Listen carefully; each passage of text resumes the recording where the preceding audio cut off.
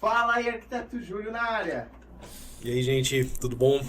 Prazer, Thiago da Guandaline. Bom, pessoal, eu já estou aqui com um time de peso da Guandaline, pessoal de levantamento, posicionamento. Eles vão bater um papo com a gente sobre laser scanner, mercado de topografia e como que tá, né, o futuro desse mercado aqui na área de engenharia e arquitetura. Estou aqui com o Pedro e com o Thiago e eles vão fazer uma apresentação para nós, tá?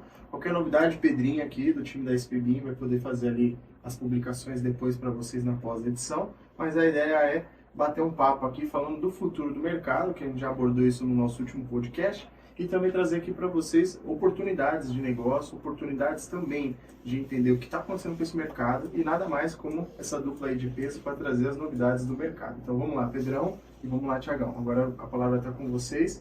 Eu vou trazendo alguns tópicos e a gente vai trocando uma ideia, né? Primeiro, fala um pouquinho quem é o Pedro, o Thiago, o pessoal aí de casa. Por favor, Pedro. Bom, gente, primeiramente um prazer estar aqui junto com o Júlio, né? Um dos nossos clientes há alguns anos já sempre alugou equipamentos com a gente, desde a topografia agora de scanner, e para mim é uma honra estar aqui. Bom, eu trabalho na Guandaline já tem 2 anos, indo para o terceiro ano de empresa agora, e eu dei suporte técnico na Guandaline, quando comecei como suporte técnico de toda a nossa gama, todo o nosso portfólio. Então, eu mexi com estações totais, GNSS, e agora sou coordenador técnico nacional da parte de captura de realidade, HDS, da Guandaline. Então, acredito que hoje a gente vai conseguir trocar uma ideia muito legal, né, sobre todo o portfólio desse de topografia na área digital, sobre laser scanner, e tem muito conhecimento para passar para vocês aí. Legal. Maravilha, eu sou o Thiago Macu, eu estou na área de BIM e softwares ligado a BIM há um pouco mais de 3 anos. Eu sou uma nova aquisição da Guandaline. Eu vim junto com o início de um produto novo que é o Matterport Pro 3. E o Júlio eu já conheço de outras empresas, né, Júlio? A gente já vem se falando há muito tempo. E aqui na Guandaline deu tudo certo da gente começar a trabalhar de forma mais junto, assim, com mais possibilidade de negócio.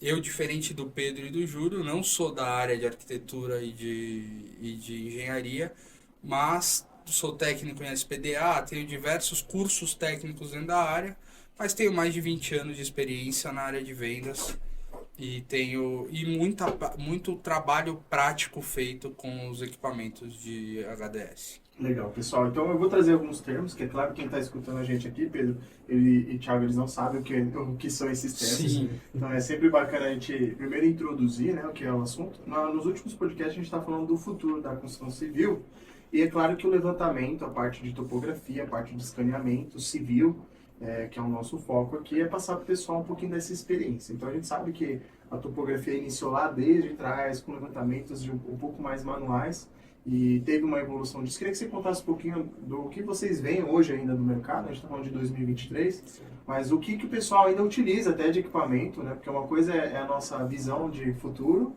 a SPB às vezes está com uma visão de futuro, e às vezes a gente tem uma outra visão de realidade de mercado. Então é legal a gente colocar aqui, entender um pouquinho quem são esses players do mercado hoje, se é o topógrafo, se é o engenheiro, agrimensor, quem que é essa persona, quem que é essa pessoa hoje que opera o equipamento, né? Depois a gente tem uma segunda fase, que é depois que você coleta os dados, o que você faz com esses dados. Então fala um pouquinho pra gente da história disso. Primeiro vamos focar na topografia, depois a gente fala na área predial, que eu acho que é interessante separar. Bom, algumas pessoas acham o termo topógrafo muito pejorativo, né? Mas eu particularmente, como sou da hora, eu acho que nos define, né? Aquilo que nós fazemos, né? Topografia, né? A descrição do terreno. Então, e um equipamento, a gente diz muito para os clientes nossos lá, né? Uma tecnologia não substitui a outra completamente. Então, sempre há uma sinergia entre elas. Então, temos clientes até hoje que utilizam um nível antigos ainda, níveis que não são os digitais. Então, eles fazem levantamentos ainda usando mira, porque eles têm precisão de micrômetros ainda no nivelamento. Então, o nível NA2 da Leica, por exemplo, é muito utilizado até hoje, justamente para eles conseguirem determinar, fazer desenho de platôs, né, transporte de cotas, isso é muito utilizado ainda, por conta da sua precisão.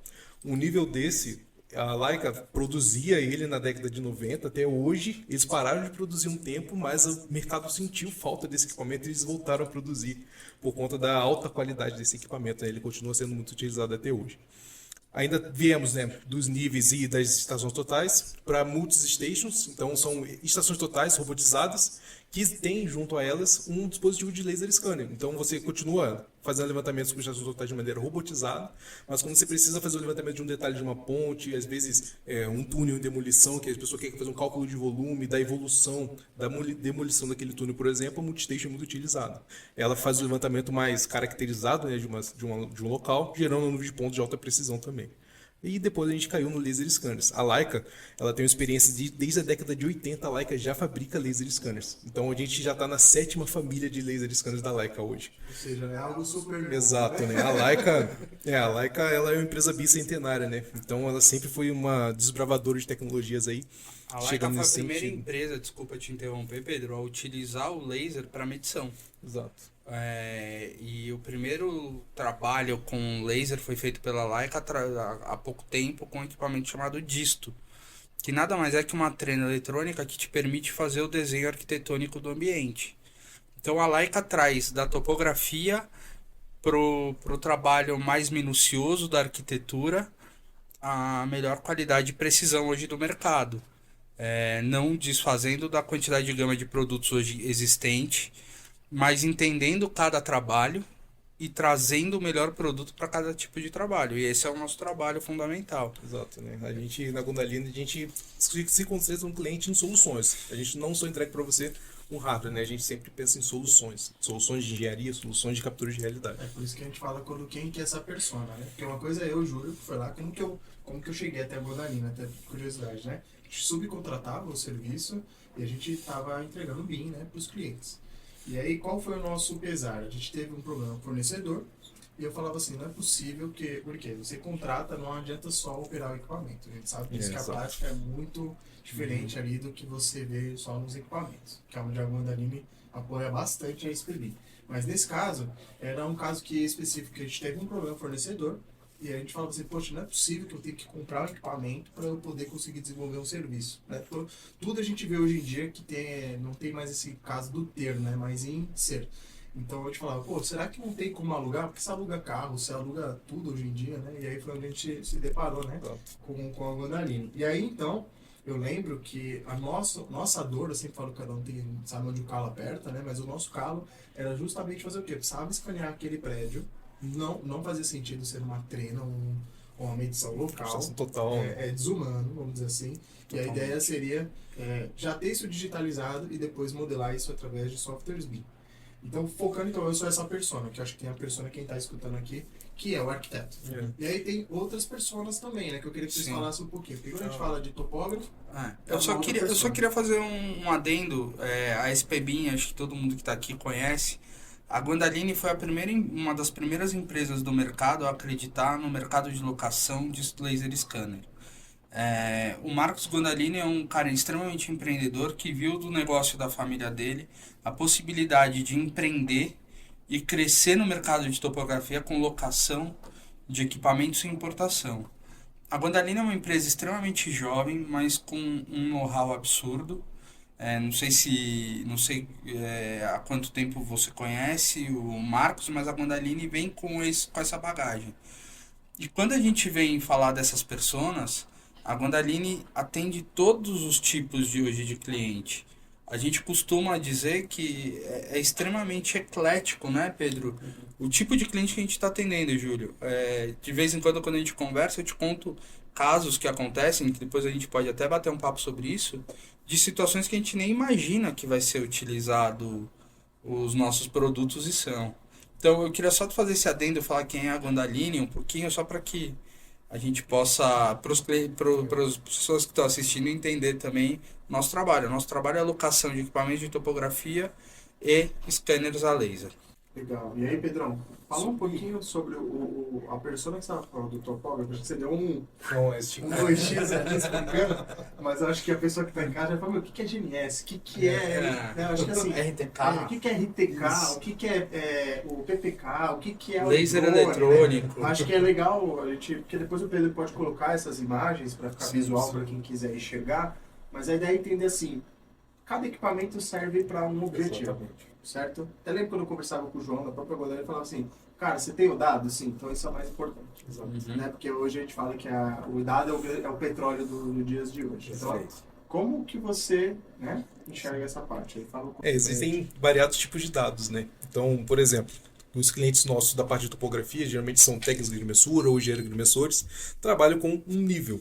O nível, ele vai entregar, ele não faz medições no sentido horizontal, né, pessoal? Ele é só na parte vertical, ele não se mexe nesse sentido, tá? Ele é apenas no sentido horizontal. Ele serve muito utilizado para transferência de cotas. É o equipamento mais preciso para isso hoje. Quando você precisa levar uma determinada cota de um ponto a outro, o nível, com certeza, é o equipamento mais indicado para isso.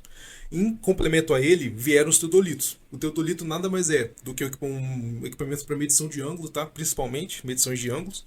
E anexados a ele tem a medição horizontal e vertical. Começaram assim então a parte de planialtimetria. Os níveis são equipamentos apenas planimétricos, apenas a parte plana. Com teodolitos começamos a ter a planimetria.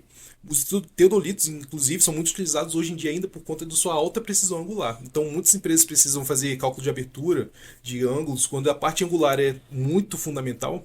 O teodolito ainda é considerado mais preciso que a estação total, dependendo do modelo do teodolito, dependendo do modelo da estação total. Mas aí dá um exemplo, que tipo de situação o cara pode aplicar? Alinhamento, por exemplo, de linha de energia.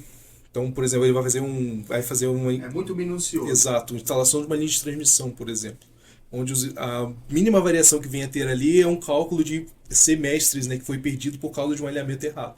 Então, ali, quando o alinhamento é fundamental, o cliente começa a usar esse teodolito, né? Então, por mais que o levantamento topográfico ali possa ter sido feito com uma estação total, com GPS, né, que é o nome comumente utilizado, ainda assim, quando precisa ter um alinhamento mais preciso, utiliza-se o teodolito, porque ele consegue entregar para você isso, né? Você consegue definir uma ré, que é uma referência, abrir esse ângulo com precisão ali na casa dos milissegundos para você conseguir fazer a locação. Tá? Então, são equipamentos voltados para isso. Você viu, Júlio, como eu tô bem assessorado tecnicamente? Não tem como não vender com esse cara do meu lado. O cara é um dicionário, cara. Legal. Esse é um ponto interessante. A nossa dupla tem dado muito certo exatamente por isso. Tudo que eu falo que dá, o Pedro me xinga. Como dá? Eu falei, deve dar, vamos, traz o cliente. E o Pedro me breca. Então, essa dupla é muito legal. O Pedro é uma enciclopédia, um dos melhores profissionais técnicos que eu já trabalhei. Isso fortalece muito. A Wandaline permite que a gente tenha uma liberdade de trabalho muito grande. Obrigado, gente. E aí, então você falou do teodolito, certo? E quais são os outros equipamentos que você vê para outros tipos de uso? Hoje, comumente mais utilizado é a estação total, que ele também faz medições de ângulo, mas a estação total nasceu da junção do teodolito com um medidor de distância, o distanciômetro. Então juntaram as duas coisas numa só, na década de 70, 80, onde começou a ter também o avanço computacional ali, e conseguiu juntar num hardware só, numa placa, né? A medição de ângulo, a medição de distância, e aí você conseguiu, a partir desse momento, começar a ter Antigamente era prancheta, então ficava anotando o ângulo, fio superior, fio inferior, fio médio, calculava.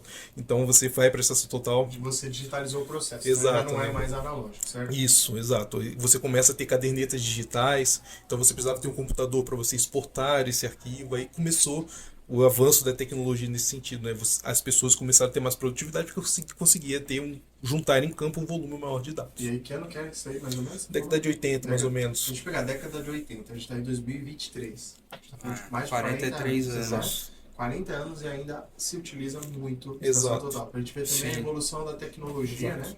Porque a tecnologia, claro, ela vai avançando muito rapidamente, mas nem tudo pega, né? A gente já viu diversos outros equipamentos. Minha pergunta, dentro da estação total, quais são os serviços recomendáveis com estação total? Por exemplo, ambientes abertos, ambientes fechados, uma floresta. Exato. Porque o pessoal acha que, por exemplo, o drone vai fazer tudo. O GPS. O laser vai fazer tudo, né? Então a gente sabe que cada equipamento tem a sua limitação. Tem a sua limitação e o seu uso, né? Bom, a estação total é muito indicada onde você, por exemplo, vamos abordar um pouco o GPS, ou comumente chamado GNSS.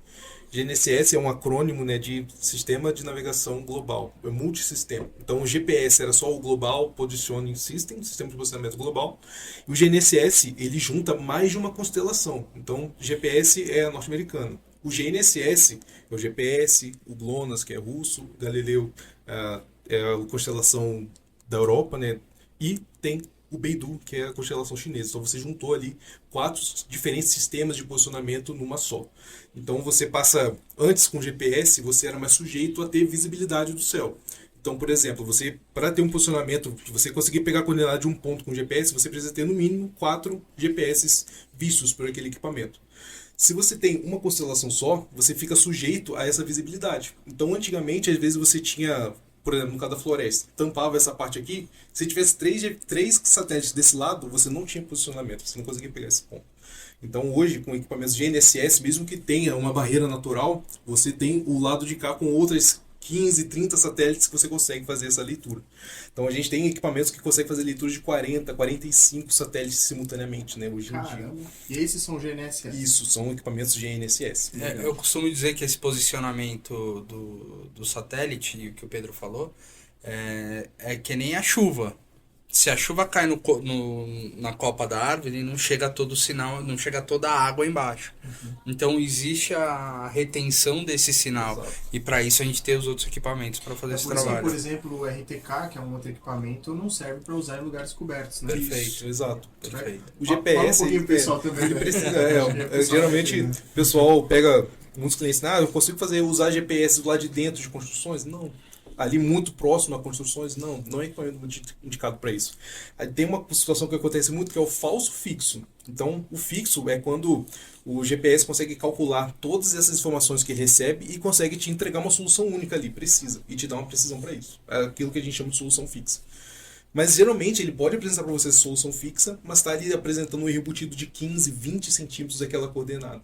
Então, por mais que esteja verdinho ali, né, que é quando é fixo, geralmente os programas aparecem verde, mas tem um erro embutido ali. Então, por mais que os clientes têm que ter muito cuidado com isso, né, soluções que não são tão precisas. Inclusive, eu vou até passar um pouquinho para quem está em casa. A gente já passou por isso, de juntar as tecnologias. E aí vem a pergunta mais importante para a gente que está ali, é quem está certo? Exato. Exatamente. Mas tem uma maneira de juntar tudo. Tá? Isso a gente tem trabalhado muito, viu, Júlio? Com essa variedade de produto que a gente tem hoje, com essa gama de equipamentos, o Pedro tem tido uma liberdade de criar processos. Criar o processo de união da nuvem de pontos de um scanner com os dados coletados de uma estação. Então, o Pedro tem feito um trabalho muito interessante de pegar esses dados e fazer o processo de junção. Um workflow. Mas eu digo que não é só o processo, acho que é muito mais que isso. É botar a mão na massa e entender de onde vem, como vem e e como vai ser utilizado. Por exemplo, a gente teve agora uma demanda de um cliente que tinha um galpão industrial, ele tinha feito toda a referência externa e ele precisava de um equipamento para ter a referência interna. O Pedro fez um trabalho interessante de entender e casar a nuvem de pontos coletadas com o equipamento dentro das informações externas que ele tinha. Então, isso é interessante a gente falar. Todas as soluções sempre combinadas e bem combinadas dá certo. É o que você falou agora. Quem está certo? A gente tem que trabalhar para identificar qual que vai trazer a melhor precisão, o melhor resultado e tomar aquela como base. Até porque tem um grande ditado, né? Você pode contratar 10 levantamentos. Vai que 10 verdades. Eu sei que você fala Perfeito. isso, né? Então, não adianta. O que eu falo é muito melhor você ter a união de equipamentos hoje que são mais sofisticados Sim. do que só ter, por exemplo, um único equipamento, seja qual for.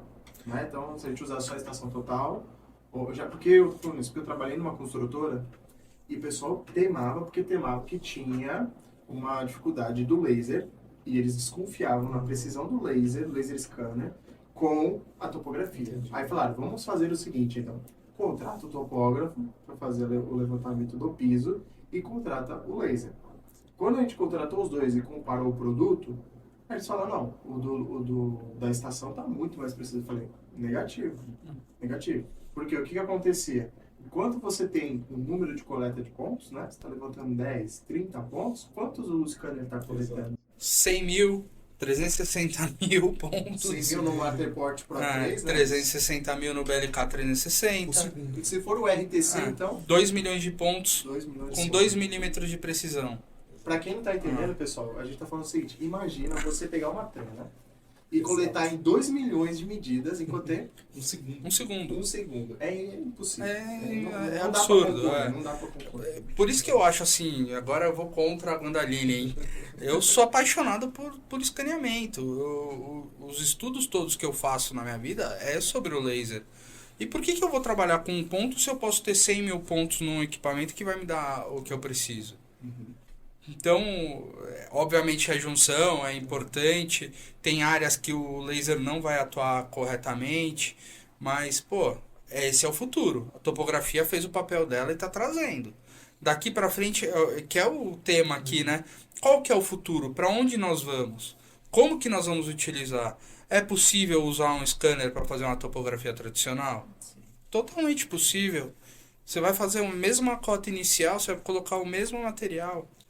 A diferença é que eu sempre falo, eu acho que aí o Pedro pode até falar melhor, mas tempo, qualidade, bolso, né? Acho que tem um combo aí, né? Então, porque o mercado, até uma pergunta que eu vou fazer agora, você vê o mercado hoje, que a gente, vou falar da parte de BIM, o pessoal é viciado no CAD, Sim. e para migrar para o BIM, leva esses vícios, quando eu digo Exato. vícios não é da ferramenta, mas da metodologia. Sim.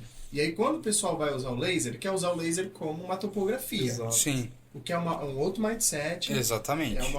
São propósitos diferentes, mesmo que você entregue. É como se estivesse usando uma bazuca, né, para matar É uma formiga. uma formiguinha. Então a gente fala que assim, você tem que entender a qualidade de 250 pontos, 250 mil pontos, 2 milhões de mil, para você entender o que você precisa. Senão você vai fazer um espaço indoor usando um equipamento que não é indicado. assim, não tem necessidade de usar naquele espaço. É. Então, voltando para aquele ponto inicial, você falou do teodolito, da estação total. Né? Eu tive um problema de escanear, uma vez que a gente está fazendo um projeto para uma empresa que ela tem toda uma área verde em volta. A gente fez com o drone, usou o RTK, usou todas as soluções, né? Que vocês Sim, têm lá. sim. Usou o BLK2 Go, né? Para ir andando escaneando. E usamos também o Matterport Pro 3 para fazer o tour. Depois a gente pode até postar aí no vídeo para o pessoal poder ver cada um desses elementos que a gente está falando para ficar visual para quem está em casa. E depois na descrição do vídeo a gente coloca para eles os links aí para quem quiser consultar. Mas uma coisa que a gente notou, faltou uma estação total. Por quê? Como que eu vou fazer o perimetral do muro? Porque o laser não estava pegando, tinha um plantio na frente e eu precisava coletar. Exato. Com o RTK, a gente estava com o RTK, eu não conseguia, estava coberto, não exato. funciona. Então por isso que a gente fala, não é uma tecnologia só Não. que vai resolver tudo. Mas tem um jeito de juntar tudo isso. Então, você tocou na palavra metodologia, Aí você né? coloca a chamada. É. Você bota Tem uma maneira de juntar tudo isso. Isso é um corte, hein? Exato. Isso é um Para um corte, corte, hein? vai sair um corte aqui bom agora. O que acontece? Eu não lembro exatamente o número da NBR, se é 14166 ou 13166. Mas tem uma norma regulativa que estipula o plano topográfico local. Não sei se você já ouviu falar no plano topográfico local, mas o que acontece? Vamos voltar um pouco, né? Então, os clientes costumavam utilizar a estação total. Ela faz medições planas, né? Para os clientes não entenderem. Então, ela define um plano naquele local e, em cima desse plano, então ela considera a Terra nesse perímetro ali plana, entre aspas. Mas os clientes começaram a usar a tecnologia de GNSS, GPS, que considera a Terra como uma esfera de revolução, né? Então pega um elipsóide de referência ali e pega como se fosse pedaço de tangerina daquilo ali, o que são os fusos UTM. Então cada um tinha um fuso ali, então como se fosse uma tangerina, vários gomos. Não tem como compatibilizar uma coisa com a outra. Então temos clientes que fazem isso. Pega o GPS, pega 2 pontos ali e sai. Isso é que a gente chama comumente de falso UTM. Porque você está pegando uma coordenada que é cartográfica, ela tem segue o grau de curvatura da Terra ali, então ela tem uma certa variação de acordo com a posição do fuso que você está e considera aquilo plano. Então, às vezes, o cliente vai fazer medições a 500, 600 metros, compara uma coisa com a outra, dá 10, 20 metros de diferença. Isso acontece muito. Como que eu compatibilizo, então, estação total, GPS, laser scanner, drone, criando o plano topográfico local? E como que se faz isso? Você, usando o GPS mesmo, pelo que pareça, né? Você captura pontos ali naquele ambiente e no software topográfico, ou pode ser também num programa que tem a NBR deixa lá as fórmulas de conversão, você transforma coordenadas UTM ou geográficas em coordenadas planas locais. Então você compatibiliza. Em vez de você ficar todo mundo trabalhando ou no plano ou no gomo da tangerina, todo mundo trabalhando no plano. Entendi. Então você compatibiliza tudo. Cara, você falou um negócio, minha cabeça agora explodiu. Porque assim, no BIM a gente tem a questão de cada um ter o seu software. Exato. Que é algo que eu imagino como se fosse a estação total, Exato. cada um com sua Cada um tem o seu tecnologia. sistema de Isso referência. aí que você tá falando pra mim é o IFC, cara. Exatamente. É isso. O modelo aberto. O modelo aberto. Exato. Como que a gente trabalha todo mundo e fala a mesma língua, né? Exato. Sim.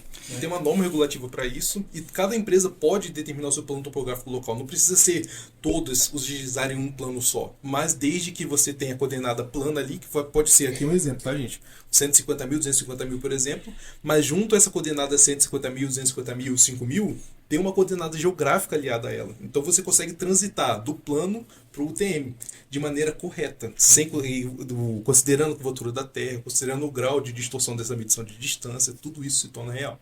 Por isso que quando a gente pega então um levantamento de laser scanner e quer pegar um de UTM, dá um problema. Exato. Sim. Então, Putz, agora você falou, faz todo sentido. Exato. Sim. Então você, por exemplo, existem softwares de.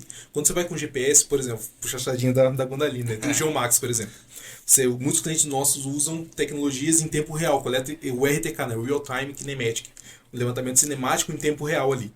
Mas ele está usando o coordenado UTM, porque ele é um GPS. Mas dentro do próprio software ele deixa fazer essa conversão para um plano topográfico local. Então você já coleta um ponto ali tendo as duas. Um 150 mil, 250 mil, não um plano, mas a coordenada geográfica junto a ele. Já coleta os dois Coleta e já os dois ao converte mesmo tempo. E dá para você fazer essa locação depois também. Então, por exemplo, você faz o levantamento topográfico ali no PTL, que é uma coordenada plana, vai para o Revit, faz todo o modelo. Depois você quer alocar. Você consegue usar o GPS para fazer a alocação dessa coordenada plana e ela vai bater. Porque ela foi toda calculada, todo o projeto foi executado num plano em comum.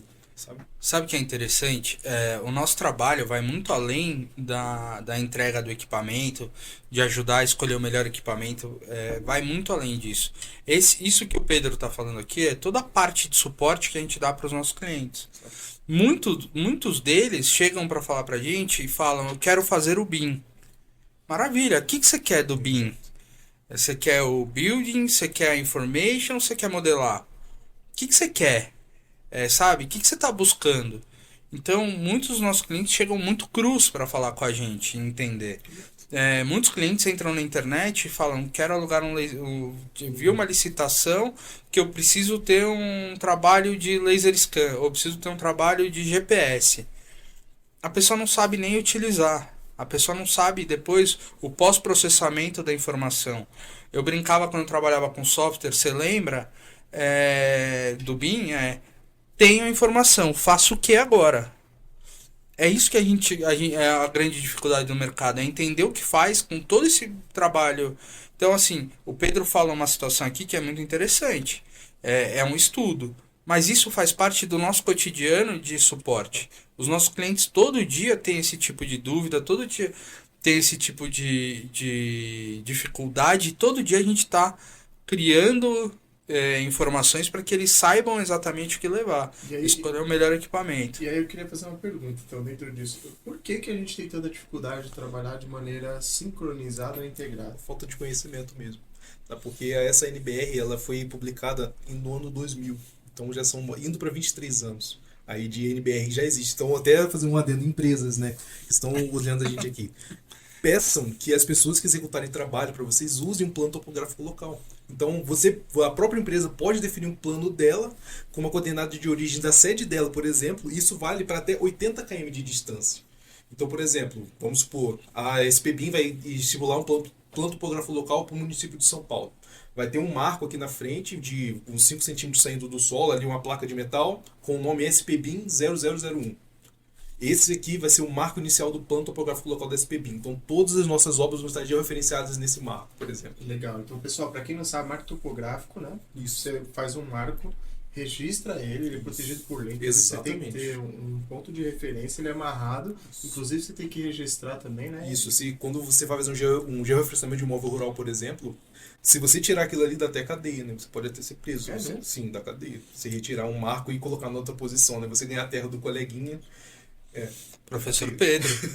Professor Pedro. Não, mas faz todo sentido, porque o cara pode ocupar o espaço do... A minha pergunta, Pedrão, agora eu vou perguntar pro meu companheiro de trabalho. Quanto você acha que tem disso sendo feito hoje no mercado? Infelizmente, isso é muito feito. Ainda mais situações em imóveis rurais, né? Então, às vezes o proprietário falece, deixa aquilo de herança para alguém, não fica muito cuidado. Então as pessoas pegam o seu marco topográfico e Vou pôr um pouquinho pro lado. Exato, mas isso, por exemplo, porque eu tô falando do marco Quando topográfico. tem registrado. Exato, Quando tem Porque a gente tem uma registrado. cultura no Brasil de autoconstrução. Exato. Esquece. E também um registro de não ter as coisas atualizadas. Isso, Né? então, por exemplo, quando você faz. Eu entrando um pouco aqui na área de georreferenciamento de imóveis rurais, né? Quando você faz levantamento de georreferenciado pro INCRA, esse marco fica documentado lá no INCRA e tem todo um relatório para esse marco que ele existe, foto, que ele está ali, a coordenada dele, o nome dele, é referenciado a um profissional que fez aquele levantamento, então é um código de 3 letras, por exemplo, PAF, por exemplo, seria o meu código, e 0001. Então, se você vê um marco no chão, tiver uma sigla de 3 letras, geralmente fica até a informação daquele dono daquele marco ali, quem instalou, o profissional que instalou aquele marco. Você pode ligar para ele e perguntar, olha, eu tô com um marco aqui no chão, PAF 0357. Você tem a coordenada desse marco? Ele tem que ter a coordenada desse marco. E se não tiver ali, fica registrado? fica no site do CIGEF. Então, se aquele imóvel for... As informações são abertas, tá, gente? Então, você pode entrar no site do CIGEF, consultar que aquele marco existe, pegar aquela coordenada e até usar ela por ser reconhecida em lei como o marco inicial de um plano topográfico Não, faz local. todo sentido. Porque Total. o cara vai fazer outro marco. Exato. E aí, na verdade, a ideia, então, é esses marcos Isso. irem se unindo, né? Exato. Que é muito mais preciso do que o Isso. cara usar, por exemplo, aqui no Brasil, aqui em São Paulo, a gente tem o GeoSampa. E o Muitos GeoSampa, clientes usam. muitos clientes usam. Então, assim, o GeoSampa, inclusive, quando você não tem uma base, ele é uma boa base, mas ele é Exato. uma base Antiga, antiga. né? A gente tem algo similar na Guandaline, A né? gente tem A gente conexão tem uma. de rede, né? Exatamente, tem uma conexão de rede e O Geo Mais. o GeoMais. GeoMais. GeoMais é uma. Serviço de conexão como se fossem várias bases de PS instaladas em todo o estado de São Paulo. A gente está expandindo agora para o sul do Brasil, Rio de Janeiro também, que fornece bases em tempo real para os clientes. Então, igual você falou em RTK. Geralmente vai um cliente instala a base em cima lá de um piquete que ele marca e um rover. Com o GeoMais conectado à internet, o cliente vai com um equipamento só. Então é mais segurança, que ele não precisa levar um equipamento a campo. É menos uma diária de uma pessoa, às vezes, que fica contratado só para ser vigia da base, né? Acontece muito isso.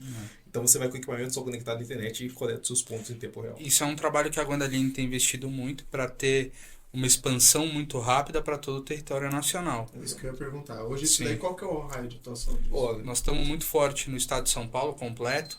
Rio de Janeiro, nós estamos expandindo, quase completo também. quase completo. Esse estado, vocês estão falando? Isso, Sim, estado do Rio de Janeiro. Estado. A gente está fazendo um trabalho de expansão muito forte. A Guandaline tem trabalhado muito forte em relação a isso. Para que a gente tenha uma veracidade das coordenadas, uma veracidade da informação muito maior. E agora, aí tem um ponto muito importante que eu vi, uma oportunidade aqui, né? Que é a seguinte. São Paulo, eu falo que é muito privilegiado. Por quê? Sim. Porque a gente está, né, numa capital econômica, basicamente, e tudo aqui acontece. Então a gente fala isso por experiência que a gente está aqui. E quando a gente fala do GeoSampa, o GeoSampa é uma solução que uma das poucas que só existe aqui no Brasil, em São Paulo. E a gente tem em outros estados, mas não tem o nível, né, de qualidade que tem até LiDAR agora no GeoSampa, né? Só que eu penso assim, por que o Brasil não tem, né? Tem. A sua Hoje, unidade, né? por exemplo, não tão completo como o GeoSampa é, mas tem um banco de dados geográficos do IBGE. Então lá, por exemplo, assim como eu falei dos marcos do GeoSampa, o IBGE distribui em todo o território nacional marcos de referência também. Então se você pesquisar por BDG e IBGE, vai aparecer lá, você vai conseguir acessar e você vai conseguir ter vários desses marcos posicionados em todo o Brasil. Todos esses que a gente falou registrado agora. Isso. Então, esses do IBGE tem um nível a mais de garantia, né, de confiabilidade, porque o IBGE é o responsável por determinar um marco geográfico do Brasil. Então, é a instituição responsável pela toda a geodésia do Brasil que levantou um marco e deixou um PDF lá para os clientes acessarem aquela coordenada. Então, é muito mais confiável também. Então, o que eu estou entendendo é mais uma dificuldade, né, de quem é quem vai agir com aquilo ali, né, para poder ensinar. Por isso que fiz curso de topografia, eu lembro até hoje, né? Porque a gente falou de outras tecnologias, mas pouco se viu a questão dessas partes que vocês estão falando aqui agora. Fica até de consultoria aí, pra quem está assistindo aí. Fica a dica aí. Exato. Tá, então a gente voltando lá, falamos do Teodolito, falamos do RTK, né? E quais... Drone, fala um pouquinho do drone pra O gente. Pedro é bom de falar de drone que ele derruba. Normalmente quando vai entregar para cliente ele derruba. Até um abraço pro Éder aqui, né? Um cliente nosso de longa data também, que estava comigo no dia que teve esse acidente, né? Eu estava fazendo demonstração de venda para ele e o drone veio cair, ele não comprou, né? Infelizmente. Não pilotar. Nesse exato dia o Pedro mudou de área. Nunca mais trabalhou com drone. Olha, Hoje as soluções em Vant, né, geralmente é o nome utilizado, né, Vant, comumente chamado como drone, tem sido muito utilizado na área de topografia por causa de produtividade, cara. Então você pega uma área de 15 mil hectares, por exemplo, que você demoraria meses para fazer o levantamento no método tradicional, você pega um Vant que aerotransportado e levanta aquilo ali 2 horas, 3 horas, Não, sabe? brincadeira. Eu lembro mesmo agora do trabalho que a gente que nós fizemos, que foi 80 mil metros, a gente fez em 2 horas com um DJI Mini 2. Exato. Absurdo. Então, assim, eu entendo que... Claro que a gente sabe que tem outras coisas embarcadas Exato, e tem também níveis Exato, de drone, assim como tem de exatamente. outros equipamentos. Totalmente autônomo. Né? Isso. Você traça o plano de voo, põe o tablet no chão, põe o controle no chão e espera ele fazer o trabalho. Nesse sentido, tem o BLK Fly ainda, né? Que é o laser. A Leica não classifica ele como drone, mas no Brasil acabou sendo classificado como drone. Que ele é um LiDAR que é para justamente medições de curta distância. Então, fachada de prédio, parte de cima de prédios, né? O foco dele, a cidade, ele é totalmente autônomo. Desvia de obstáculos automaticamente. Então, com um breve funcionamento dele, a gente está falando de drones aqui, vamos falar um pouco do BLK Fly também, a solução autônoma da Leica. Quando você decola com ele, ele já está com o laser scanner funcionando, pegando a fachada que você quer fazer o E é levantamento. igual esse daqui. Não, é o To-Go que você É. utilizou, é o scanner cinemático, Entendi. que tem 2 eixos axiais, que trabalham em 2 sentidos Exato. diferentes, encapsulado, só que ele vai posicionado na vertical com os rotores Isso, de que voar. fazem ele voar. Exato. Então o BLK Go que voa. Quem os clientes conhecem Se o BLK vocês Go, puderem pôr uma foto, e se quiserem, a gente manda a foto É. do To-Go para vocês. Não, todos esses equipamentos, Ah, depois show. o Pedro Isso. na pós, enquanto a gente conversa, ele vai, Perfeito. vai postando ali pro pessoal, pra ficar visual. Eu chamo BLK porque esse laser scanner aqui, o BLK, ele virou uma família agora na Leica separada. Então a Leica tem umas soluções BLK. Então o BLK Fly, quando você decola, ele já te pergunta, você clica nos 4 cantos da fachada, ele já calcula o plano de voo e executa sozinho. Você fica com o iPad na mão para se você quiser retomar o controle, mas ele é totalmente autônomo. Como que ele funciona questões de obstrução de árvore, Ele fiação? usa o próprio dado do LiDAR também para fazer a identificação, então já está ali capturando o dado. Ele sabe a distância que está do equipamento. E também tem câmeras dos 4 lados que ajudam ele a fazer Porque essa tem um nível de identificação. responsabilidade Tem. a levar, né? Porque é um Exato. equipamento que deve ser caro. Você quer uma loucura desse equipamento? Ainda não está funcionando e é o próximo passo. Ele vai streamar essa nuvem em real time para você já trabalhar no seu Cyclone, no seu software. Então você vai ter, a hora que ele terminar o voo, automaticamente já vai estar no seu Então computador. ele tá fazendo download enquanto ele tá escaneando. Direto. É a próxima tecnologia da Leica, que a Leica está trazendo, da Hexagon. E o BLK Go entra nisso também. Todo aquele trabalho de processamento do BLK Go, até falar, o BLK Go é o único scanner cinemático do mercado que faz nuvens contínuas e são nuvens extremamente grandes. Você já trabalhou, a gente conhece bastante desse equipamento. Eu já usei muito esse equipamento. É o meu equipamento favorito no mercado, é o meu xodó. E eu digo, ele tem um tempo de trabalho em campo que é absurdo. Você faz 4.000 metros quadrados em uma única nuvem em 45 minutos. É o tempo de você andar. Pra quem não sabe, pessoal, esse como é que chama? Scanner cinemático. Scanner cinemático. Você coloca ele assim no pulso, né? Que na segura na mão sai andando. e vai andando. E basicamente ele vai coletando quantos pontos que é? Ele é 250 mil? São 250 mil pontos. 250 mil. Em relação ao scanner cinemático, ele é muito utilizado para áreas de impacto. Você vai entrar hoje numa UTI de um hospital, você não tem o tempo de 3, 4 minutos que um equipamento desse demora para fazer um levantamento com uma boa densidade. Então você precisa de um equipamento que vai entrar lá, fazer um serviço rápido, com uma boa qualidade e não vai causar um impacto no ambiente. Você vai numa creche, tem criança dormindo, até uma foto eu vou mandar depois. Você tá andando pelas crianças sem fazer barulho. Nem sabe que estão sendo escaneados. Nem sabem. Então é um trabalho que o scanner cinemático tem uma função muito, muito interessante. Áreas de risco, áreas grandes que você precisa fazer trabalho rápido e tudo isso. É a única locação do Brasil. É a única locação do Brasil. E tem uma curiosidade, né? 8 a cada 10 perguntam pra gente, quando tá fazendo escaneamento, Se a gente é do Google. Então o pessoal fica perguntando: o que vocês estão fazendo aqui? Tem uns que passam assim, andando tchauzinho, tirando foto, né? Porque a galera tem essa curiosidade, né? Por que esses caras estão fazendo? Outro dia até brinquei, né? Eu tava com o BLK assim, o cara falou: isso aí é da NASA, cara, isso aqui é de outro país. Aí eu falei pro cara assim: não, cara, isso aqui, ó, ele consegue identificar quem mente. Aí o cara olhou pra mim e falou assim: você tá falando. E eu tô falando o quê? Olha, ele ficou verdinho, você falou a verdade. Acontece muita situação assim. Antigamente eu fazia mais serviço de rua, eu estava mais em campo e fiz um trabalho interessante com escolas públicas de levantamento. Até um caso interessante, o cliente ligou e falou: eu quero que você, eu trabalhava com software, eu quero que você crie uma ficha no celular para os meus engenheiros irem lá e falar: você está brincando que você vai mandar 5 engenheiros para fazer levantamento de escola, um de cada disciplina? Ele falou: vou. Falei: cara, vai com o scanner, escaneia tudo e faz o trabalho em casa. Não, como assim? Fizemos uma POC, fizemos um trabalho para esse cara, mostramos o serviço, fechamos um trabalho de 30 e poucas escolas. Bom, maravilha. E agora para executar? Peguei o trabalho na mão para fazer. Também era comercial, mas peguei o trabalho na mão para fazer. BLK2Go, fizemos 30 escolas em 31 dias, porque teve escolas que tivemos que refazer. Tinham céus na Zona Leste que tinham 6, 7 prédios dentro do mesmo campus. E fizemos esse trabalho e foi sensacional. A velocidade de entrega, a resolução do trabalho, a redução de custo que o escaneamento gerou para essa empresa, porque ela não teve que mandar 5 profissionais fazer o levantamento. Em 30 dias ela tinha 30 escolas levantadas. Absurdo, surreal. Então isso criou uma bagagem para a gente entender o equipamento certo para cada lugar.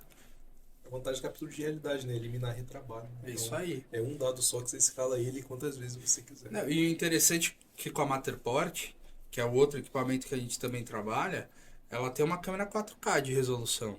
Se tiver dúvida de uma mancha na parede, você amplia e você vê a mancha. Então, é muito interessante saber o equipamento para que vai usar. Então, puxando o gancho que você falou da Matterport, então a gente tem outras soluções, que é as soluções de fotometria, questões de utilização de máquina fotográfica, infravermelho, etc. Sim. A gente estava falando voltando um pouco, com o BLK2Go. Sim. Mas existe também a questão de não usar o 2Go, né? Usar o drone mesmo para fazer partes internas. a partes de levantamento topográfico, Exato. fazer a parte... Agora mesmo, a gente levantou todo com o escaneamento 2Go e o telhado, né? A gente não conseguia levar ali para pegar o telhado. Então foi com o drone, unimos as duas situações e deu muito pouca diferença, né? Pelo menos aquilo que eu falei, melhor ter aquela informação do que a falta dela. Exatamente. A gente sempre fala isso. Então, como que hoje o pessoal lida com essa questão de fotometria? Porque o pessoal confunde um pouco a foto, né? Sim. O tirar fotografia com, de fato, gerar medidas através de foto. Perfeito. Olha, a fotogrametria é uma das ferramentas mais precisas de medição que tem hoje, para a partir de fotos, né? Ela é utilizada desde 1800, quando ela foi descoberta, quando era estereoscopia ainda, né? Então você tinha 2 fotos batidas usando o mesmo ponto de tomada, de 2 situações diferentes. A pessoa escondia a visualização do olho, ela conseguia ali, então, identificar diferença tridimensional. Então a fotogrametria surgiu disso.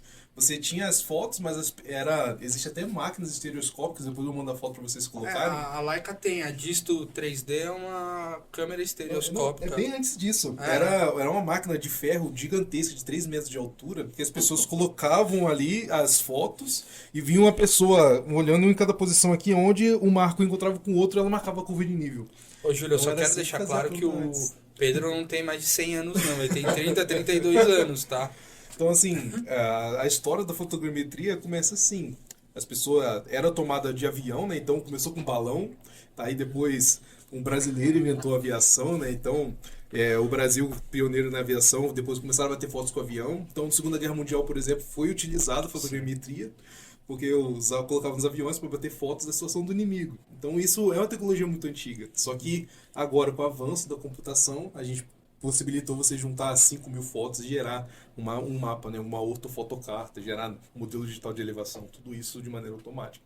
Mas isso já é muito utilizado há muito tempo, só não era viável, né? Era muito caro você executar levantamento desse antigamente. Agora qualquer um pode ter, é impressionante. Exato. Com a redução dos custos, com a quantidade de equipamento, hoje é muito mais democrático do que as pessoas pensam. E hoje a gente tem acesso à informação, Exato. tutoriais, tem dicas, né? Tem muito mais Exatamente. conteúdo do que era Mas antigamente. era muito fechado, né? Então, para você, por exemplo, você trabalhar com fotogrametria, você tinha que fechar, contratar um avião, tinha que ter uma câmera específica para você colocar nesse avião, para você fazer um plano de voo, pedir liberação para esse voo acontecer. Você bater as fotos e não tinha computador. Então era na mão, as pessoas faziam tudo na Cara, mão. e é muito engraçado você falar disso, porque o pessoal depois, o que fez isso crescer muito, na minha opinião, como arquiteto, foi o Google Earth. Exato. Perfeito. Porque o Google Earth foi o que disruptou isso daí, porque em 2002, se eu não me engano, quando começou a sair as imagens satélite, né, a gente usava o SketchUp para poder desenhar em 3D, para colocar o seu prédio, né, dentro do Google Earth, que era essa a intenção na época. Então a gente fala, pô, então quer dizer que existe uma possibilidade que a Terra não é plana, Exato. né? E que existe uma tecnologia que a gente consegue visualizar tudo isso e navegar por isso, né? Então você vê, ó, o próprio Google já estava usando a câmera para esse nível, o Street View, né, para poder navegar, que é uma parte também que isso está mudando muito a nossa vida, né? Porque todo mundo quando vê o Matterport fala assim, isso é um Street View, Exato. né? Então, mas é nativo da Matterport você fazer o seu levantamento e se você quiser expor o seu levantamento, você colocar de forma nativa no Street View. Você tem dentro da plataforma Matterport a possibilidade de fazer esse link direto. Por isso que eu brinco, existem vários tipos de equipamento de fotogrametria, um deles é isso aqui. Isso aqui é um tripé motorizado, que ele faz o levantamento em 2 ângulos, ele faz o mesmo tour virtual que os outros equipamentos fazem. E imagina um corretor de imóveis que hoje ele precisa estar em 200 lugares diferentes. E como é que ele vai fazer para o cliente dele saber quantos metros de imóvel planejado ele vai precisar antes de comprar o imóvel? Ou que ele querer aquilo ali é só uma prospecção. Como é que ele vai contratar um levantamento? Perfeito. Como que é aquele algo do local, né? Isso ele põe no carro, esse equipamento extremamente barato. Extremamente barato. Ele põe no carro dele, no porta-mala. Ele foi lá, fechou uma exclusividade, tira, faz as fotos, sobe no Street View, coloca os links com o nome dele. O cara entrou no Street View, viu o equipamento, viu a casa, gostou, liga pra ele. Uma segurança para os pais. O filho dele vai estudar em outra cidade. Vai para Ribeirão Preto, uma cidade universitária. Como é que esse cara vai saber? Como ele vai se ambientar o mercado que ele tá? Aonde o filho vai estar? Se é perto da faculdade, isso, aquilo. Pô, isso aqui é uma solução fantástica. Então, a gente vem desde a alta precisão até algo que é mais simples, que tem muita tecnologia envolvida, que te permite fazer plano de orçamentação de imóveis, de pintura, de cortina para arquitetura. É através de um levantamento feito com um equipamento extremamente simples. Não, e até mesmo prospecção. Porque às vezes Sim. o cara quer, será que esse lugar aqui que eu vou fazer isso?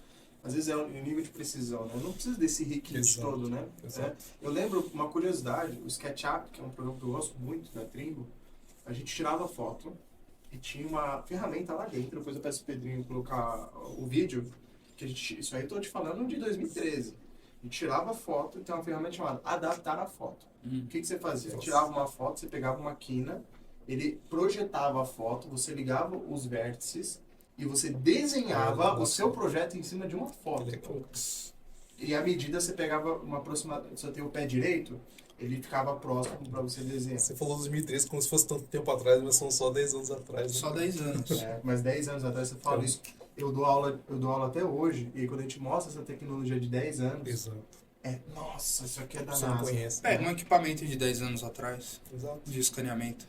Existe. O material que ele entregava há 10 anos atrás. Exato. Hoje, por exemplo, muitos laser scanner do mercado ainda precisa de levar o computador a campo para juntar a cena. Mas o nosso portfólio hoje são tablets, são Android e iOS, você junta a cena em campo. Porque você já está atualizado. Exato. Por isso que a gente fala, assim como não só o celular que a gente troca de ano em ano, os equipamentos têm que acompanhar o desenvolvimento da Sim. tecnologia. Claro que a gente sabe que tem os custos, os riscos, mas as pessoas têm que entender que, cara, é sua ferramenta de trabalho.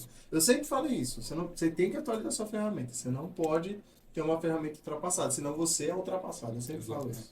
Eu concordo com você e eu acho que tem um ponto que as pessoas pensam em custo. Elas não pensam que o equipamento é um custo. O equipamento não é um custo, é um redutor de custo. Quanto custa você fazer um trabalho em Belém do Pará e você ter que voltar 2, 3 vezes para lá? É 4 mil reais de passagem, 8 mil reais. 8 mil reais, às vezes, é a parcela de um equipamento que você vai e faz uma vez só e você tem todas as informações, falando de BIM, de forma colaborativa para que todos tenham acesso. A colaboração da informação hoje é muito mais fácil. Cara, você puxou esse gancho, você levantou a bola, eu vou cortar. Vem. Vou dar um exemplo, ó. A gente fez um levantamento para Casa Cor. Legal. A Casa Cor é um dos principais eventos aqui em São Paulo, tem no Brasil todo, que é todo arquiteto, né, os escritórios que querem divulgar o seu trabalho alugam um espaço e divulgam o seu trabalho. Nós sugerimos na época fazer o levantamento, utilizamos o RTC na época. Sim. E o Pro2, né, a Matterport, para fazer o tour. Na época o cliente não entendia, ele só queria o levantamento. Então eu sempre falo, qual que é o objetivo do cliente? Eu quero levantar porque eu preciso de um SketchUp para eu desenhar um projeto. Eu falei, calma, calma, vou te explicar o que tem mais aqui. Ele ainda pediu SketchUp, não foi só a planta. Esse SketchUp. E aí o que nós fizemos? Usamos, levantamos o escaneamento. O fato de usar BIM, a gente colocou mais de um trabalhando simultaneamente. Fizemos o levantamento que era para fazer em topografia, eles tinham um orçamento de topografia que era em torno de 12 dias. A gente fez o levantamento em um dia. Olha só. Então, e detalhe, esse levantamento de um dia com um tour 360 e o levantamento de scanner. Depois eu vou postar a foto aí para o pessoal poder ver aqui no chat. Mas você vê o laser scanner, aí você vê do lado o 3D do BIM, e a gente fez uma coisa muito boa, que era a seguinte, ele pediu SketchUp. Eu mandei em Revit, em ArchiCAD, em SketchUp e AutoCAD. O que eles fizeram? Pegaram mais de 60 escritórios de arquitetura e disponibilizaram todos esses materiais para todos os escritórios. Quanto eles economizaram de passagem no Brasil para vir para cá? O tour, ele conseguia ver o espaço que ele ia ficar, então ele não tinha necessidade de ficar vindo para cá, ele só veio no dia da obra. Exato. Então, olha como isso impacta. E qual é o custo desse levantamento? Né? É muito inferior comparado ao levantamento que ele faria. Posso te contar de um trabalho que eu já fiz, que acho muito interessante, faz muito sentido? Eu trabalhei para uma grife de marca de roupa, bolsa, que tem algumas lojas em São Paulo com um escritório de arquitetura de uma pessoa muito legal, que é a Débora. Ela faz um trabalho fantástico em BIM, ela é uma incentivadora do BIM, mas o que ela queria de mim? Que eu fosse lá e fizesse o escaneamento, o levantamento da loja. Então eu ia com a loja com os shafts abertos, com as máquinas, com os dutos de ar-condicionado, ela desenhava todas as famílias e mandava para a Itália. Na Itália, a fábrica de móveis construía o móvel com o material que eu enviava. Com esse móvel vinha e ele não podia ter falha. Ele tem que caber. Quanto custa mandar um móvel de volta para a Itália? Porque toda a parte de móveis era feito na Itália. A hora que isso deu certo a primeira vez, era recorrente 2 vezes, 3 vezes por mês ter obra dessa arquiteta me chamando só para fazer o levantamento. Ela entendeu que o BIM veio para reduzir o custos para ela com tecnologia. Ela usou o processo correto, fez o entendimento, percebeu que ela modelando, ela fazendo todo o processo do BIM, ela conseguia ter uma redução de custo. Todo mundo vê como custo, mas é redução, é o que eu falei desde o início. Eu sempre falo, é um investimento. É um investimento. Tudo é um investimento. Hoje todo mundo tem dinheiro para comprar um iPhone e não tem dinheiro para investir, às vezes, num treinamento ou, por exemplo, investir em equipamento, que é aquilo que ele vai usar todo dia. Perfeito. Então, assim, eu acho que o pessoal... É uma cultura também, isso é cultura nossa do Brasil. Sim. Né? Então, quem consegue, de fato, se apropriar disso, entender que até que... Vou dar um exemplo bem claro, assim, eu acho que o BIM, quando a gente fala do BIM, o pessoal sempre associa o BIM a uma ferramenta. Quando eu entendo que o BIM é uma solução integrada em uma metodologia com outras tecnologias, eu já prestei consultoria para a empresa, pasme que eu vou falar agora, construtoras, que quando eu vou falar para a construtora, ele tinha um departamento de TI, tinha um departamento de BIM, tinha um departamento de drone, tinha um departamento de scanner, tinha um departamento de projetos. ninguém falava com ninguém. O que é tudo isso junto? Acabou a colaboração. Não é BIM. Não é. Então, o BIM, quando eu entendia que era isso e estava embaixo da inovação e tá tudo isso daí junto, você falava, cara, tem gente que tem recurso, tem gente que tem as pessoas, tem gente que tem a tecnologia, E tem dinheiro para investir. tem dinheiro para investir, mas não tem profissionais e não tem, vamos dizer assim, líderes para poder entender a sinergia disso tudo. Conhecimento, né? Eu tenho uma visão muito clara disso e eu acho que é o que falta. Faltam pessoas capacitadas.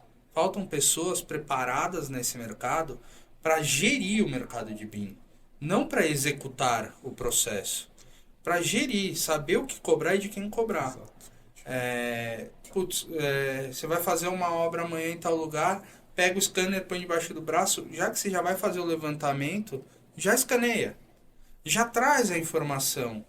Não, vou, olho, daí depois vai outra pessoa para escanear. É o que você está falando. Se tem uma boa gestão BIM, uma boa gestão do processo, um bom BIM manager, um bom departamento de BIM, isso quando começa a fluir é muito interessante. E tem pouquíssimas empresas no Brasil que estão fazendo isso direito. Pouquíssimas. Um adendo a isso que o Thiago falou, que é real. Por exemplo, todo mundo aqui, os nossos espectadores, eles já tiveram que contratar uma empresa de topografia alguma vez. Faz parte da formação de topografia o plano topográfico local. Ele aprende a fazer isso no curso. O software de topografia que ele mexe com certeza tem uma parte que faz o plano topográfico local. Por que ele não usa isso? Entendeu? Por que ele não entrega isso para o cliente dele pronto, para o cliente conseguir compatibilizar de maneira correta várias fontes de dados que ele tem no centro único de informação, né? No ambiente comum de dados. Então, a empresa já tem essa informação, já tem conhecimento, mas é aquilo que o Thiago falou, não sabe cobrar, não sabe que isso existe. Então, cabe a um bom gerente de BIM, né, as pessoas que estão nos assistindo aqui, saber que isso existe e conseguir contratar isso de maneira correta. E eu acho que a parte mais difícil, que é o que eu falo para todo mundo, é reaprender a aprender. Exato. Porque assim, a gente aprendeu uma coisa na faculdade. Aí nós somos um país que foi colonizado e basicamente nós sempre tivemos uma cadeia de um trabalhar para o outro e não um com o outro. Exato. Então, pelo menos essa é a minha visão que eu tenho de mercado. Quando eu comecei a entender isso, eu falei, sabe qual é a grande sacada? Plugar os players. Perfeito. Porque não é você fazer tudo, porque também tem essa, né? Ah, não, eu vou fazer tudo. Não. Como que eu plugo? Eu tenho um problema, vou dar Aline. Preciso resolver isso. Não, mas eu sei quem faz isso. Não, mas eu sei quem tem isso. É isso que a gente fala, né? Assim, você tá numa situação de entender que se conectar, né? Acho que com as pessoas e compartilhar, né? A gente defende muito, por isso que a gente está aqui, né? Exatamente. Exatamente. Esse conhecimento, porque a gente sabe que do outro lado é quem está precisando dessa informação. E entender tudo isso também é entender que você não deve aceitar o mesmo. Então, por que eu gosto de contratar pessoas que ainda não têm muita experiência de mercado? Porque não tem vícios de mercado. Então, eu prefiro contratar pelos valores, e aí eu treino eles pela técnica, e aí sim eles vão estar preparados para entregar o melhor, o disruptivo, a tecnologia. Porque a gente sabe que existem vícios, igual você comentou. A pessoa está lá, fez de um jeito na faculdade, aprendeu um jeito inovador, vai para o mercado de trabalho, se adapta para o mercado que já é antigo. Aí ele deixou de crescer, na verdade. Exatamente. Ele deu 10 passos para trás. Por isso que a gente fala que buscar tecnologia tem que ser algo... Tem que ter fome, né? Não pode se acomodar. Tem um ponto que eu brinco, é o seguinte, a nossa geração participou de algumas transformações digitais na área da arquitetura e da topografia. A planta, até 12, 13 anos atrás, era no papel. Há 20 anos atrás, era desenhado.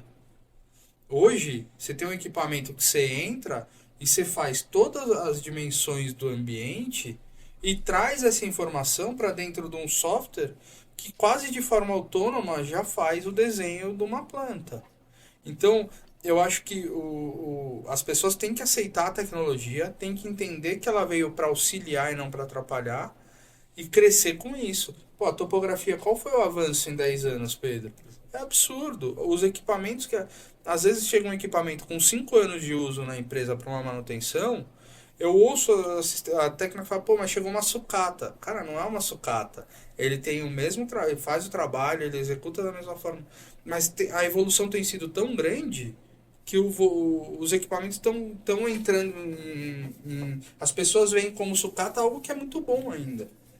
Então, é o que a gente está falando. Vale a pena você ter a cabeça aberta, saber que a mudança tem que ter. Talvez o processo que você esteja fazendo há muito tempo esteja errado e você tem que mudar. E entender que isso é importante, né? Por exemplo, tem um adendo que o Thiago falou. Geralmente, o GPS, a gente comentou aqui, né, falando no podcast, o GPS, ele vê o satélite e pega o ponto. Mas a Leica tem um GPS que ele tem uma câmera integrada nele. Então, é um GPS que tem uma câmera, você passa com ele conectado em tempo real, recebendo correção, né? Passa na frente da fachada. Na tela da coletora, você já consegue pegar pontos daquela fachada ali, te mostra a precisão daquela medida que ele está Você fazendo. tem um no modelo, campo. Pedro, para Tem, a gente tem isso ali. Gera no vídeo pontos, então você consegue integrar esse no vídeo pontos do GPS com o vídeo pontos de drone, por exemplo. Então, já é uma realidade. A tecnologia avançou, isso é real. Esse equipamento já existe, está à venda, está disponível para locação, já é real, já existe. Falta só as pessoas terem conhecimento e conseguirem aplicar isso dentro de uma metodologia. Entendi. Então a gente falou aqui, recapitulando até o momento, a gente falou sobre teodolia, A gente tá voando aqui.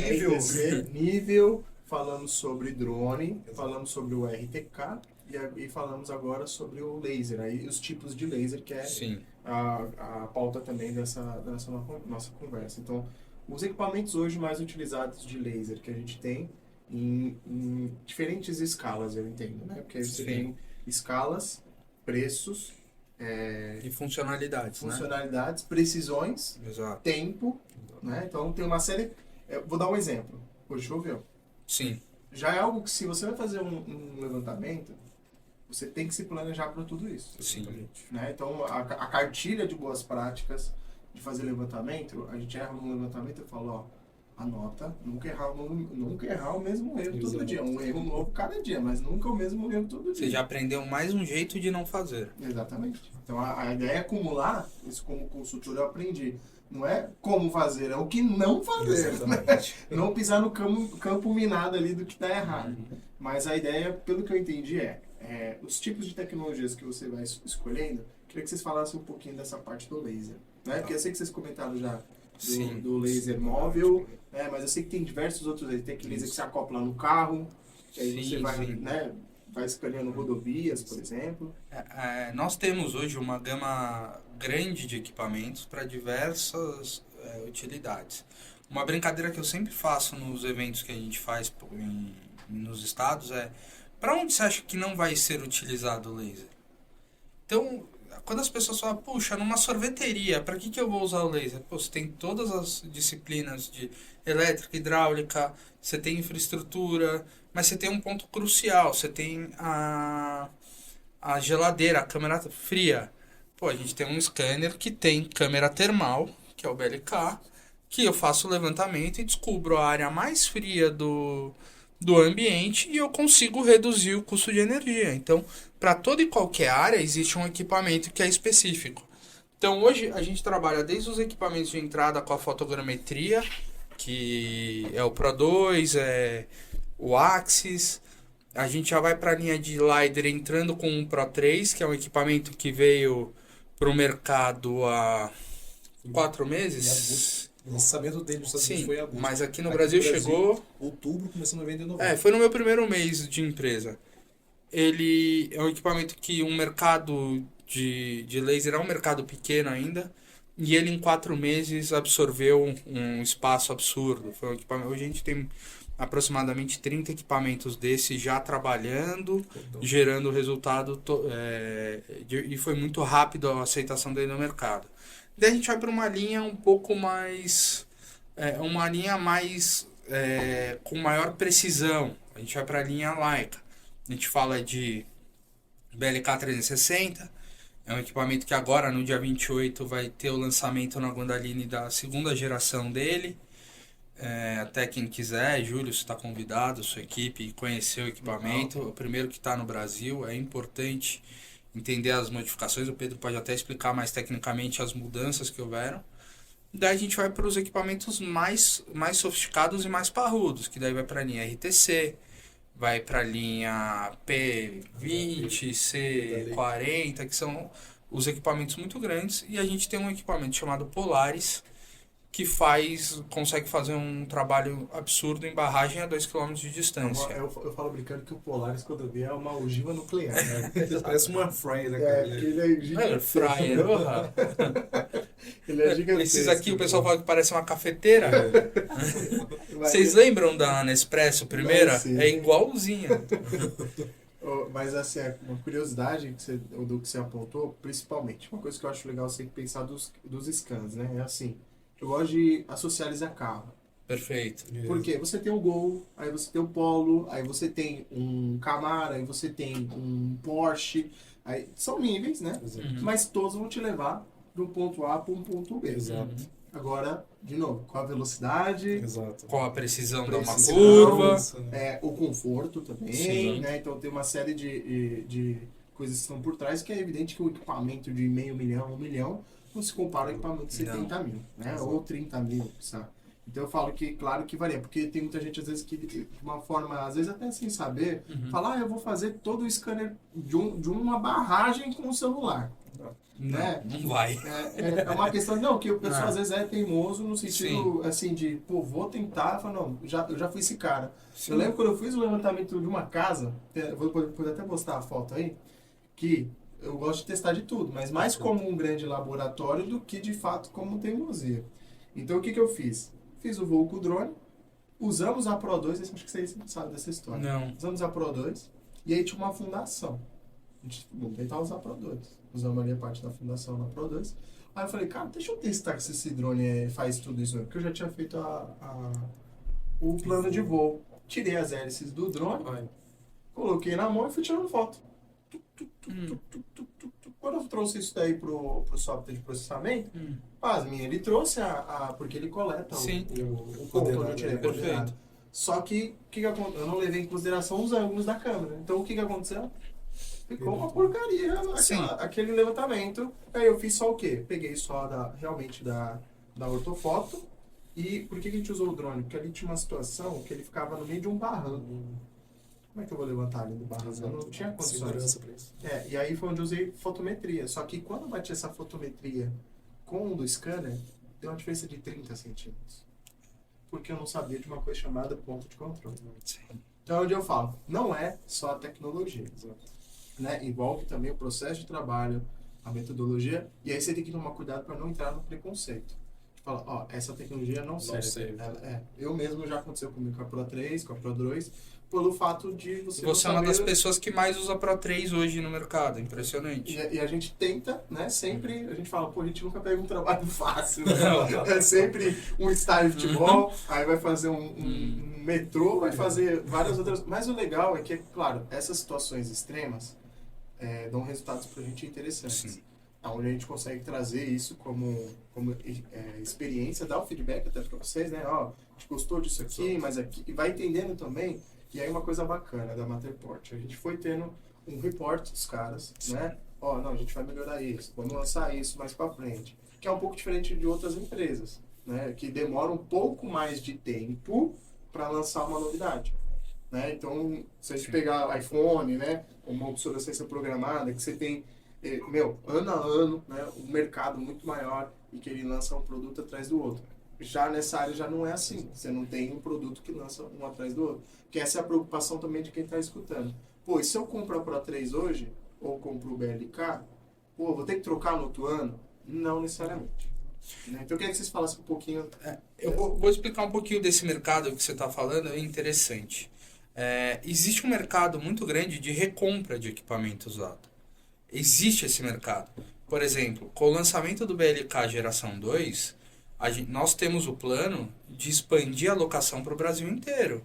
Então, você tem um BLK da primeira geração, se você me ligar, eu vou tentar casar a troca do seu equipamento com a entrega de um equipamento novo. O Pedro efetivamente está toda quinzena evoluindo nos softwares da Leica. O Pedro acabou de voltar de um treinamento onde é impressionante o crescimento que a gente teve de conhecimento para trabalho. Por exemplo, eu tive essa semana numa mineradora fazendo uma demonstração de equipamento. Eu falei, puta, Pedro, ele precisa fazer volumetria das pilhas. Pedro pegou e abriu o software da Leica, com 3 riscos ele me deu o volume da pilha. Daí você fala, putz, então quando o cliente hoje liga e fala que equipamento usar, a gente pode falar.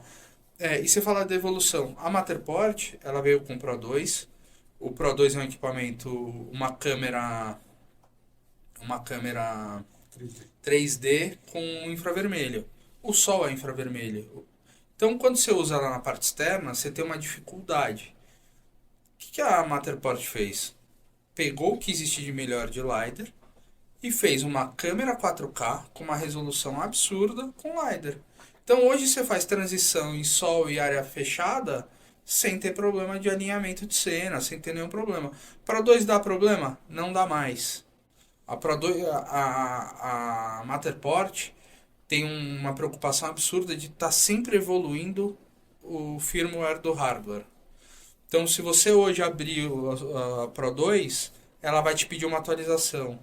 Se a gente mostrar uma nuvem do primeiro dia da Pro 3 e a nuvem que a gente fez hoje, você vai ver a evolução da qualidade do material. Não, eu acompanho essa evolução desde quando eles abriram o IPO, porque assim, eu lembro que quando eles lançavam só o Matterpack, que é um plugin que você instala no Revit para baixar a nuvem direta, a gente fala, pô, legal, essa nuvem espaçada, dá para usar para indoor, tá legal, dá para usar, legal. Vidro, a gente tirava foto, usava um outro aplicativo para ajudar junto em paralelo, e era de acordo com a necessidade. A gente acabava usando outras ferramentas paralelas porque a gente sabia das limitações das ferramentas. Mas era muito melhor que ir na treina e ficar perdendo um final de semana inteiro para levantar um escritório. Dito isso, eu lembro que na época que a gente baixou do Matterpack, quando eu vi que saiu o E57, que é a saída de nuvem densa. Então assim, eu acompanho eles, até recomendo quem está aí assistindo no YouTube, acompanhem lá o canal também da Matterport. Que eles E o da Guandaline. Que o Pedro tem feito muito material ensinando várias situações que são muito utilizadas. É muito bom mesmo. Então, assim, e lá eu percebo essa evolução, né? Que é um pouco diferente de outras empresas que já estão um bom tempo, porque eu acredito também que é porque a Matterport tem dois a três produtos. Sim. Você pega outras linhas de outros fornecedores, eles têm uma gama, né, de produtos. Então, dá pra ver que eles estão sempre evoluindo, né? Quando saiu a Pro 3, então, aí eu tocou o coração, né? Porque a gente entende o seguinte, pelo menos no Brasil, eu queria que vocês até comentassem um pouco disso, porque vocês estão vivenciando esse mercado, né? Com muita intensidade agora, principalmente da Pro 3, porque está tendo muita aquisição do equipamento. Por quê? Porque ele não chega a ser um custo, a gente estava falando de um Porsche, de um Camaro, mas ele chega hoje num custo muito mais acessível por mais que a gente pague bastante imposto, ele ainda assim se torna mais acessível do que um levantamento tradicional ou só de fotografia, né? Então, como que é a visão de vocês com relação a o que você vê para o futuro desse mercado? Eu vejo uma evolução em todos os equipamentos. A Matterport veio, ela foi muito criticada com o Pro 3 no início, e as pessoas estão acreditando no produto. Tanto que o nosso volume de produto para alocação da Matterport, que é Pro 3, se tornou um volume grande de equipamentos. Mas eu acredito que o mercado todo vai evoluir. A segunda geração, por exemplo, do BLK, da segunda geração, ele está fazendo nuvem de pontos em quanto tempo, Pedro? São 50 segundos agora. 50 segundos. Então você já tem uma agilidade de trabalho com uma resolução superior à da Matterport. Então, eu acho que essa evolução vai acontecer e não vai ser mais devagar, Júlio. Vai ser rápido. E aí, para o mercado, isso que é legal. Porque vai aumentar a competitividade, o preço também, que tende a cair com o tempo, que é a oferta e demanda. A ideia é que ele caia, porque assim, eu acompanho há 10 anos o laser scanner. Sim. E assim, antes, sei lá, em 2013, parecia ser algo impossível. O cara falava, se você comprou um apartamento, você compra um scanner. Exato. Hoje, pelo menos, está muito mais acessível do que era antigamente. Perfeito. Não é isso? Sim, então, com assim, certeza. isso vai facilitando. A gente até brinca, torcendo para Xiaomi descobrir também. Não que nós não representamos a Xiaomi ainda. Pô. Tô brincando. É porque assim, a gente sabe que tudo que vai popularizando, de fato, chega igual o drone. Exato. Né? Se a gente pegar por que o popularizou, porque tornou, por mais seja caro ainda, mas está tornando cada dia mais acessível, né, para esse mercado. Você comentou sobre frequência, né, de lançamentos de equipamentos, vou falando da Matterport, que eu tenho mais propriedade, a gente tem um contato maior com a empresa. O Pro 2 foi lançado em 2017, sucedendo o Pro, que é a gente chama carinhosamente de Pro 1, né, que foi o primeiro hardware que a Matterport lançou. MC200. MC200 é o modelo dela.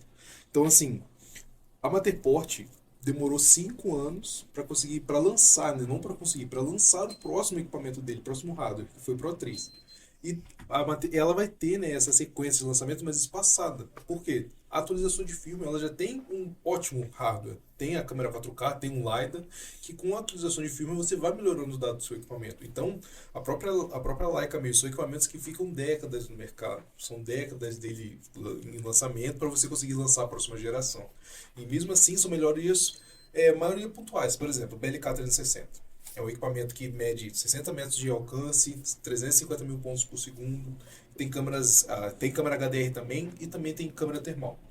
Agora, a segunda geração, olha o tamanho desse equipamento. Ficou menor, ele está 12% menor do que esse, com mais autonomia de bateria e pegando praticamente o dobro de pontos por segundo, quase 650 mil pontos por segundo. Então a Leica pegou... Quantos anos a gente está falando? Isso... Acho que tem uns 6, 7 anos 7 a 8 anos de BLK no mercado. Equipamento no mercado. Cara, é agressivo. Então, É também, assim, agressivo. para quem está em casa, é interessante saber que, por mais que ele faça aquisição do equipamento hoje, ele consegue ficar pelo menos uma década com aquele Além da equipamento. recompra, né, que a gente vai A fazer. real, Júlia, é que é o seguinte, o BLK primeira geração não foi descontinuado. Exato. Ele tem a câmera termal, ele tem soluções algumas diferentes, né? soluções diferentes que a segunda geração não tem. Cara, mas assim, se a gente parar pra pensar como a gente trabalha até hoje, isso aqui dura a vida. Exato. Sim, Exatamente. Né? Se tiver sim. claro, uma boa manutenção, Exatamente. bom A controle. Leica tem pacote de cuidado com o cliente também, né? Sim, Então o CCP da Leica te permite, dependendo do grau que você adquire, até um equipamento reserva no caso de um acidente. Sim.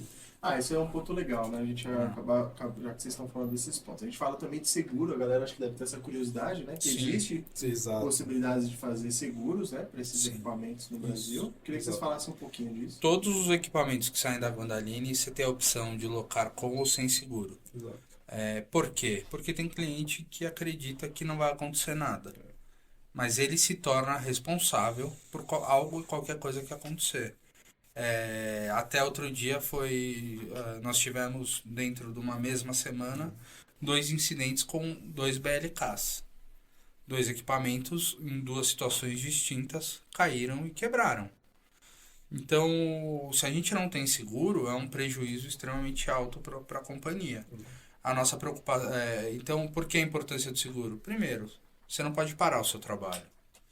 Segundo, qualquer manutenção... A Guandaline é laboratório oficial, laboratório autorizado e certificado da Leica no Brasil. Então, diversos equipamentos a gente pode dar manutenção, tanto Leica quanto Matterport. Mas a parte de calibração desses equipamentos tem que ser feita na Suíça. Então, isso gera um custo. Um custo para tirar um equipamento desse do Brasil, que a gente só trabalha de forma correta, é na faixa de 15 a 40 mil reais. Então, qualquer acidente que aconteça, se você não tem um seguro, esse custo é seu, fora o conserto. Então, nós nos preocupamos muito em ter seguro de todos os equipamentos, entregar para os clientes com seguro. Júlio, conta seu caso. Tem 2 casos, tem 2 casos. O primeiro caso, eu lembro da Pro 2, quando eu tinha adquirido a Pro 2, né? A gente usou e eu saí com seguro. Porque até aqui em São Paulo mesmo a gente sabe que Sim.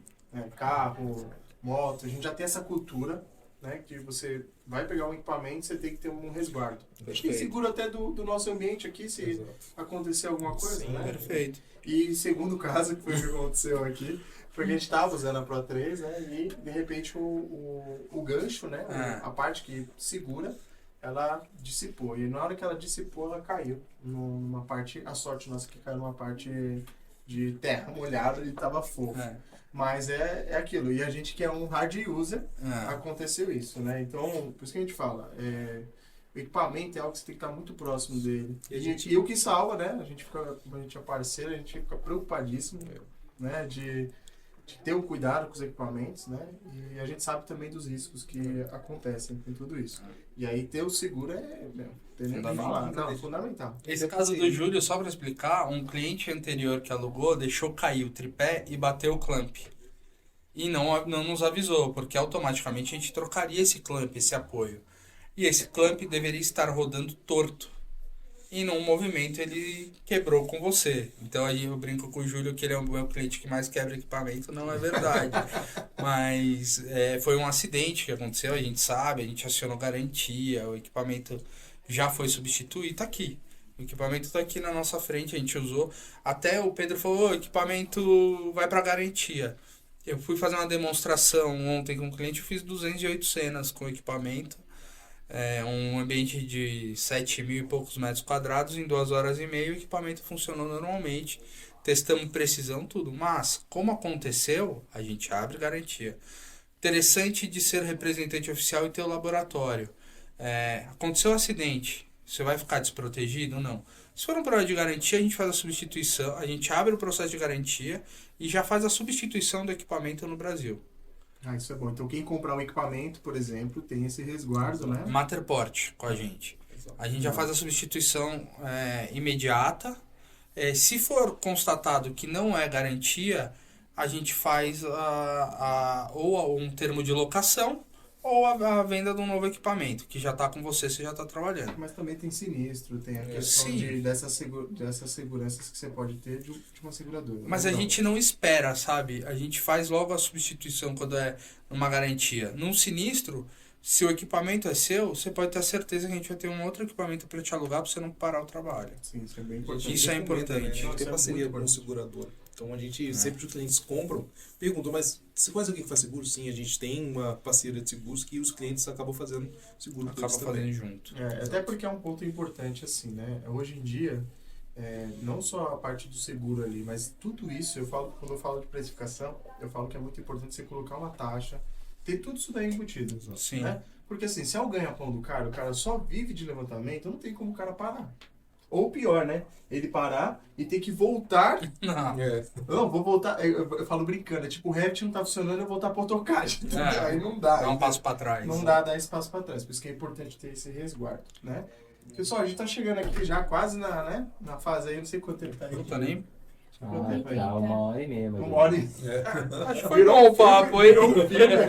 Verdadeiro podcast. Né? O podcast foi legal, acho que deu para bater um bom papo aqui, falar de todos os equipamentos aí. Depois a gente coloca, Pedrinho, aí as fotos aí pro pessoal ver, se tiver algum arquivo, contato do pessoal LinkedIn, a gente poder compartilhar conhecimento. Se alguém tiver dúvida aí, procurar o pessoal da Guandaline aí, e a gente vai batendo um papo, vai se aprofundando mais. Se alguém também quiser deixar os comentários aí no vídeo, tiver algum ponto específico, a gente já pode abordar depois. A gente sempre faz um outro vídeo depois, se tiver alguma canelada, corrigindo os pontos aqui. Ninguém é dono da verdade. A gente só está compartilhando conhecimento, né? Eu sempre falo que entrou nessa porta, tem que ter autoridade, mas também tem que ter humildade, né? De Perfeito. que ninguém é dono da razão, mas, por exemplo, muitos bate-papos que a gente falou aqui, situações, e é muito pouco provável que você veja isso numa outra empresa ou vai conversar, porque o pessoal tudo vende o melhor dos mundos, aí na realidade a gente sabe que Mundos e fundos e aí não funciona. E o nosso papo é mais de vivência, né? Mais do dia a dia que a gente está vivenciando, tanto na parte